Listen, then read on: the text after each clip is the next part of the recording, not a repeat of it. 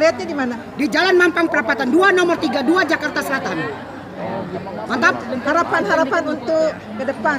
Harapan ke depan. Harapan dalam Kepada pemilihan. siapa? Kepada siapa? Kepada para pemilih, Seluruh emak-emak milih Prabowo-Sandi. Suaminya emak-emak milih Prabowo-Sandi. Anaknya emak-emak milih Prabowo-Sandi. Mertuanya emak-emak milih Prabowo-Sandi. Adik iparnya emak-emak milih Prabowo-Sandi.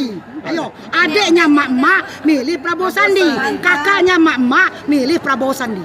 Kemudian kegiatan-kegiatan apa aja selain ini kan? Banyak keagamaan. Keagamaan kita sosialisasi dalam pengajian dari masjid ke masjid. Terus sosial, sumbangan kita sosialisasi Prabowo Sandi dalam sumbangan pembantuan-bantuan. Pertanian, kita sosialisasi dalam pelatihan usaha pertanian. Jadi semua kita terintegrasi, tidak parsial. Karena sekarang emak-emak kuat dan keren, tidak bisa lagi dibohongin oleh bapak-bapak. Oke coy, oke coy, oke sis. Oke, Mak. Salam komando. Allahu Akbar.